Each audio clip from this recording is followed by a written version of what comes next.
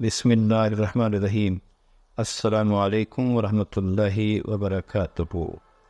یہ وہ سوالات ہیں جو ایک نو مسلم سے سب سے زیادہ پوچھے جاتے ہیں کہ آپ کو اسلام کیسے ملا اور آپ نے اسلام کیوں قبول کیا۔ یہ حقیقت میں خوشی کی بات ہوتی ہے کہ آپ اپنا سفر دوسروں کے ساتھ بانٹ سکتے ہیں۔ ہر کہانی منفرد اور دلچسپ ہوتی ہے۔ آج میں پہلی بار آپ سے اپنی کہانی شیئر کر رہی ہوں۔ یہ 9/11 کی بات ہے۔ میں 17 سال کی تھی اور عارضی طور پر انگلینڈ کے شہر بورنموتھ میں ایک زبان سیکھنے کے پروگرام کے تحت رہ رہی تھی۔ اس وقت میرے زیادہ تر ہم جماعت اور دوست 18 سال سے زیادہ تھے اور میں ہمیشہ خود کو اس چھوٹی لڑکی کی طرح محسوس کرتی تھی جو نائٹ کلب نہیں جا سکتی تھی، لیکن سب میری دیکھ بھال کرتے تھے۔ میں کولمبیا سے ہوں، وہیں پیدا ہوئی اور پلی بڑی۔ اس وقت میری کم عمر ہونے کی وجہ سے میں اپنی دوستوں کے ساتھ بالغ سرگرمیوں جیسے نائٹ کلب میں جانے، ساحل پر رات دیر کے الاؤ جلانے اور ویکینڈ پر دوسرے شہروں کا سفر کرنے کی خواہش مند تھی۔ چونکہ میں نابالغ تھی، میرے پاس صرف یہ اختیار تھا کہ میں خاموش لوگوں کے ساتھ وقت گزاروں جو زیادہ تر مسلمان لڑکیاں تھیں۔ میری دلچسپی صرف تجسس کی بنا پر ان کے مذہب کو جاننے میں بڑھنے لگی۔ میں جانتی تھی کہ مسلمان ہوتے ہیں لیکن ان کے عقائد کے بارے میں کچھ نہیں جانتی تھی۔ میں خوش ہوں کہ میں خلود، مروہ اور دیگر کئی دوستوں سے سیکھنے کے قابل تھی۔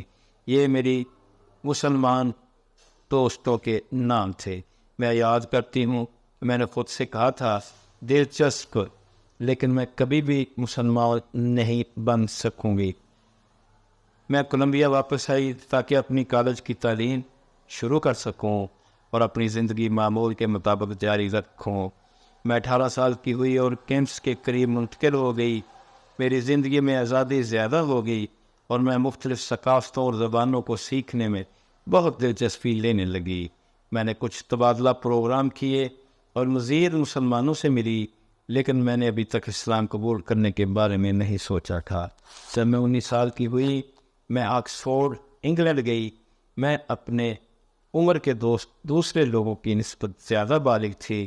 وہاں میں نے جنوبی ایشیائی اور عرب مسلمان افراد سے ملاقات کی جس نے میرے تجسس کو پھر سے زندہ کر دیا۔ آکسفورڈ میں میرا معمول بن گیا کہ میں اسکول کے بعد کسی مقامی کیفے میں جاتی یا اپنے صوفے پر بیٹھ کر قرآن پڑھتی یا اسلام کے بارے میں گوگل کرتی رہتی۔ اللہ نے میرے دل میں وہ شوق ڈال دیا بغیر مجھے اس کا احساس دلائے۔ میں 6 ماہ بعد انگلینڈ سے کولمبیا واپس آئی اور میں نے فیصلہ کیا کہ اب مجھے مسلمان ہو جانا چاہیے، کلمہ شہادت پڑھ لینا چاہیے۔ میں گھر میں اکیلی تھی اور میں نے ایک مسلم دوست کو بیرون ملاقات کی جو گواہ بنا۔ یہ 12 جنوری 2014 کا دن تھا، وہ دن جس دن میں نے دوبارہ جنم لیا تھا۔ مجھے عملی طور پر مسلمان ہونے میں کچھ وقت لگا، خاص طور پر کیونکہ کولمبیا میں ایسا لگتا تھا کہ جیسے میں واحد مسلمان ہوں۔ میری حیرت کی بات یہ ہے کہ میں نے اپنے اسکول میں ایک حجاب پہننے والی خاتون دیکھی تھی جو انتہائی غیر معمولی بات تھی۔ میں اس سے بات نہ کر سکی۔ میں بہت شرمیلی تھی اور فکر مند تھی کہ وہ مجھے حقیقی مسلمان نہیں سمجھے گی۔ یہ میری غلطی تھی۔ میں نے یہ بھی سنا تھا کہ شہر میں ایک مسجد ہے، لیکن پھر بھی میں اتنی شرمیلی تھی کہ وہاں جانے کی کوشش نہیں کر سکی۔ 2015 میں نے اپنے اسکول میں 2 ترک خواتین کو دیکھا اور ہمیشہ ان سے بات کرنے کی بہت خواہش مند تھی، لیکن میری شرمیلی طبیعت نے مجھے روک دیا۔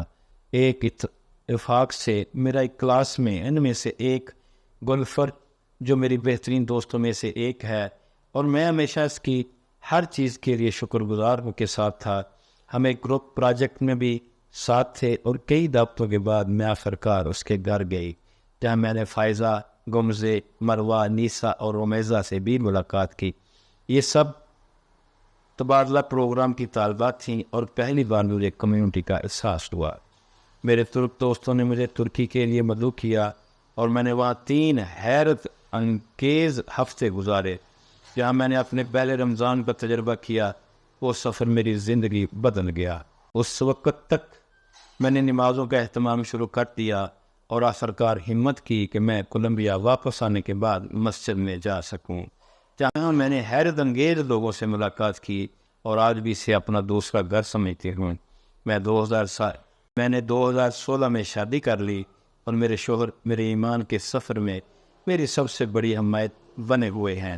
وہ مجھے کچھ عربی سکھاتے ہیں، قرآن کی تعلیم دیتے ہیں اور مجھے مزید سیکھنے اور ہر دن بہتر مسلمان بننے کی ترغیب دیتے ہیں۔